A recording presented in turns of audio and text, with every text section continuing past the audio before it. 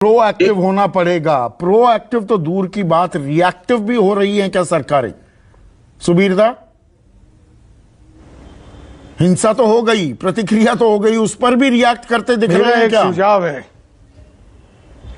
नहीं, हम बहुत देर से बहुत कुछ सुन रहे हैं। मैं एक सीधी सी बात कहना चाहता हूं। ये जो हथियार का सवाल उठ रहा है ना कि हथियार सब गए हैं, मैं दावे के साथ कह रहा हूं ये कोई लूटा नहीं गया है, ये हैंड ओवर किया गया है। आज के तारीख में चीफ मिनिस्टर हो, गवर्नर हो, पुलिस चीफ को बुलाकर ये कहना चाहिए कि तुम्हारे कौन कौन से थाना से, कौन कौन से आर्मरी से कितना हथियार बाहर गया है, अगले 2 घंटे के अंदर मुझे रिपोर्ट चाहिए। उसके बाद उस थानेदार के ऊपर जिम्मेदारी दिया जाए कि तुम्हारे यहां से कोई लूटा तो नहीं गया ना, तुमने हवाले किया इनका।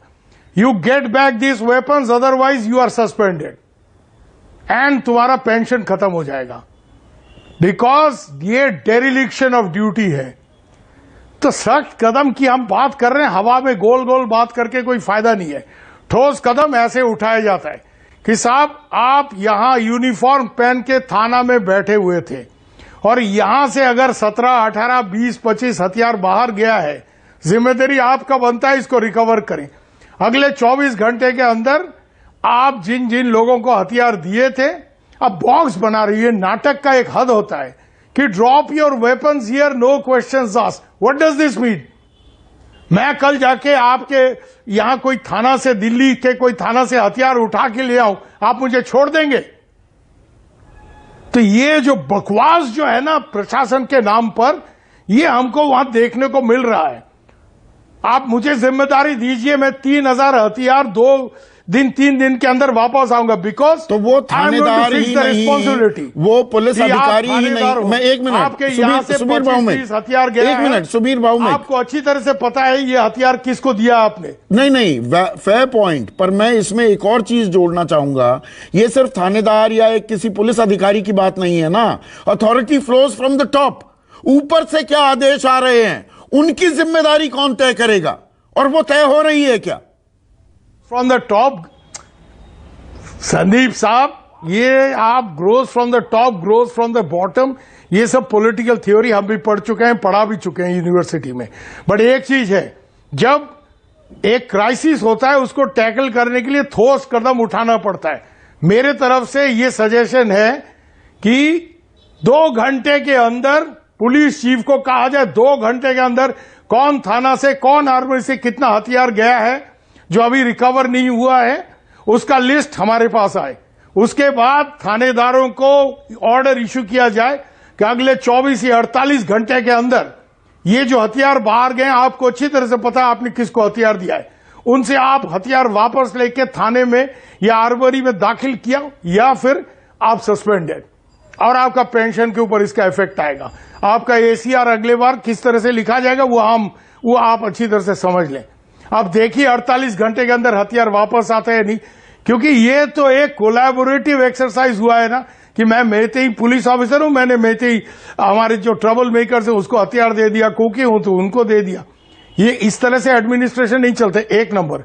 2 नंबर, आज तक कोई पॉलिटिकल डायलॉग का माहौल तो बना नहीं ही कोशिश हो रही है।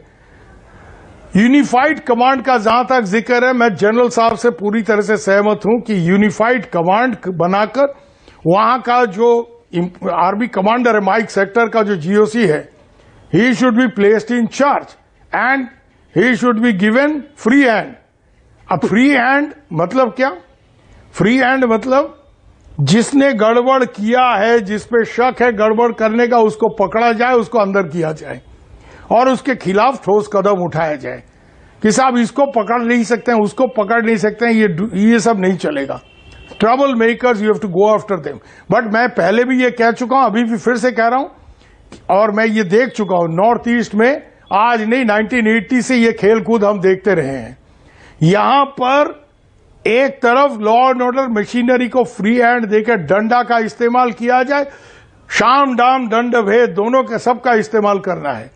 तो यहां पॉलिटिकल रिकंसिलिएशन मतलब शाम, उसका भी गुंजाइश है।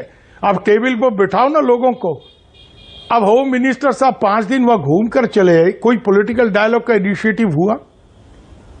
सुब्रमण्यम स्वामी क्या कहा है पार्लियामेंट में उसका हम जिक्र नहीं करना चाहते, क्योंकि वो कभी कभी थोड़ा सेंसेशनल बात बोलते हैं, बट गलत नहीं बोल रहे हैं कि साहब आपने कदम जो उठाया वो कदम ठोस कदम क्या उठाया है? No, you're कोई hitting the political nail on dialogue the शुरू head. हुआ? Subir कोई all Bhaumik, एक party सेकंड, initiative सुबीर दा, you're hitting the nail on the head. देखिए, जो आप बातें कह रहे हैं, दरअसल वो आपका तजुर्बा तो है ही, पर ये सरकार भी जानती है। जरा ऊंचा बोलिए जरा। हाँ, सरकार भी जानती है, केंद्र सरकार हो या राज्य सरकार, इसमें रॉकेट साइंस कहीं नहीं है। पर यह कदम उठाने में दिक्कत कहां आ रही है? आपने यूनिफाइड कमांड की बात की, जनरल सिवाच ने वो बात की, वो बन क्यों नहीं पा रही है? सीआरपीएफ के डीजी 1000 को भेज दिया गया है। आपने ठीक कहा, गृह मंत्री 4-5 दिन वहां होकर वापस आ जाते हैं, वो तो 5 जून की बात हो गई। आज हम 19 जून में बैठे हैं। मतलब वहां जमीन पर कमांड कौन ले रहा है और किसके तो हाथ में है, वो हमें क्यों नहीं दिख रहा? संदीप जी, 14 दिन में क्या कदम उठाया गया है, ये सवाल थोड़ा पूछा जाए गृह मंत्री से।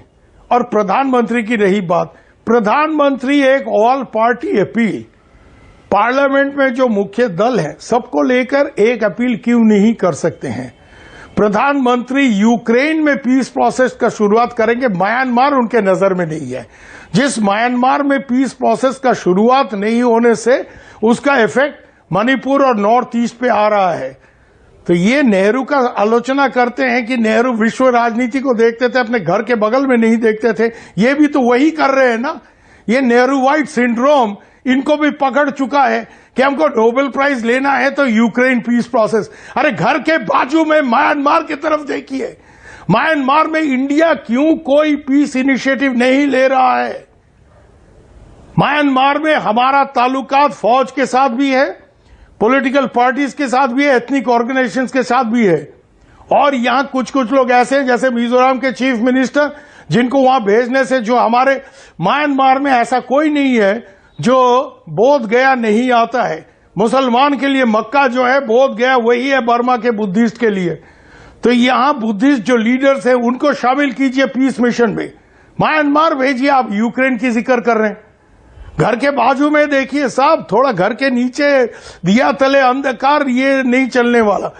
और दूसरी बात रही जो इंपॉर्टेंट सबसे चीज है, ये चाइना वाला एंगल की बात कर रहे हैं ना, यहां एक बहुत सोचने वाली बात है जो जिसका जिक्र जनरल साहब ने किया कि साहब नॉर्थ ईस्ट में जो पीस आया बड़े मुश्किल से आया है, और इसके चलते हम ज्यादा से ज्यादा फौज को चाइना के बॉर्डर में तैनात कर सकते हैं। बट अभी इस तरह का हरकत फिर से नॉर्थ ईस्ट में अगर होता है, उसका फायदा सबसे ज्यादा किसको होता है? चाइना को, क्योंकि हम चाइना बॉर्डर पे eyeball to eyeball situation में बैठे हैं। इवन डीप विंटर में हमारा फुल डिप्लॉयमेंट रखने को मजबूर हैं हम, क्योंकि चाइना पीछे नहीं हट रहा है, हमको भी रखना पड़ेगा। तो अगर यहां पर इस तरह का हरकत हुआ तो ये डबल प्रेशर जो है आर्मी कमांड के ऊपर, ये बहुत ज्यादा प्रेशर हो जाएगा। बिल्कुल सही कह रहे हैं। ये सिर्फ मणिपुर की हिंसा और वहां पर जातीय संघर्ष जो चल रहा है, ये इतना सरल भी नहीं है। ये एक जटिल समस्या हमारे सामने पेश आ रही है। जनरल सिवाच। हाँ, बिल्कुल बिल्कुल। देखो संदीप, 2-3 बातें बहुत अच्छी निकल के आई। ये सच्चाई है कि इसका चीन का एंगल तो बहुत जरूरी है, और चीन जो है सच्चाई चाहेगी। अगर यहाँ पर प्रॉब्लम होती है तो जो ट्रुप्स जो अभी नदर्न बॉर्डर पे चले गए थे, अभी कहीं ना कहीं हमें फिर शिफ्ट करने पड़ेंगे, तो उसको बड़ा फायदा है। आईएसआई भी बहुत इन्वॉल्व है, आईएसआई भी इस समय का फायदा उठा रही है।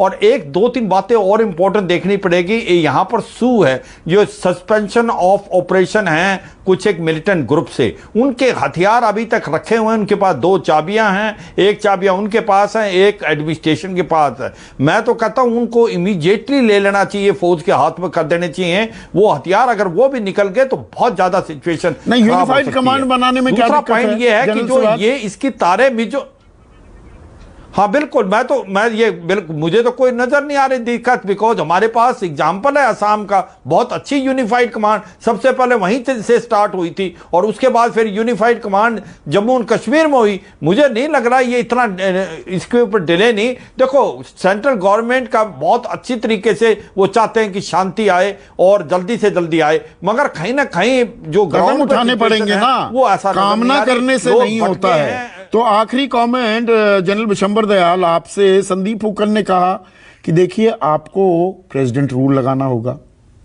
सुबीर दा कह रहे हैं कि भैया पहले जिम्मेदारी तय कर दो, ये ऐसे हथियार कोई हवाले थोड़ा कर दिए जाएंगे, वहां जिम्मेदारी तय कीजिए। जनरल सिवाज कह रहे हैं कि यूनिफाइड कमांड होनी चाहिए। एक कदम तत्काल आपकी निगाह में जो उठाना जरूरी है मणिपुर को सामान्य करना है तो अगर मणिपुर को सामान्य करना चाहते हो, रात को सरकार को बर्खास्त कर दो, गवर्नर को वापस बुलाओ, एक नया गवर्नर लगाओ और इसमें यूनिफाइड कमांड में कहता हूं या जीओसी 3 कोर के हवाले ऑपरेशंस कर दो, या आसाम राइफल वहां पे कैपेबल है, आसाम राइफल के डीजी उनके हवाले करो और इसको वो अपने आप रिजॉल्व कर देंगे। संदीप ऐसा कुछ नहीं है, आपको गवर्नर बदलना पड़ेगा, चीफ मिनिस्टर। आपको याद है आसाम का एग्जाम्पल देते देते रुक गए साहब पूरा, हमने जनरल अजय सिंह जो रिटायर्ड थे वो जैसे ही लगे उन्होंने एकदम से उल्फा सब with in 6 months Assam was absolutely peaceful. ये तो हमारे सामने लाइव एग्जाम्पल है, हमारी लिविंग हिस्ट्री है भाई। तो आप अगर एक अच्छा गवर्नर पुराने किसी भी सैनिक को, फौजी को, पुराने किसी चीफ को, नॉर्दर्न आर्मी कमांडर को या जीओसी 3 को, कोई भी पुराना कैपेबल ऑफिसर लो, गवर्नर लगाओ रात को और आप मैं 15 डेज में, within 15 days I can tell you, क्योंकि टेररिज्म इतना नहीं आया, ये वायलेंस है, एथनिक वायलेंस है। इसमें मैं वही कह रहा हूं, अगर ये कॉकटेल बन गई, स्ट्रॉन्ग कॉकटेल बन गई, और जो लोग इसे बनती देख रहे हैं या जो लोग बना रहे साहब, वो तो तालियां बजा रहे होंगे। अगर आप इस कॉकटेल को बनने दोगे संदीप, तो मैं कहता हूं इसके छींटे, इसकी आग बहुत दूर जाएगी, इसका नशा बहुत दूर जाएगा, बहुत लोग घायल होंगे। We have to act now.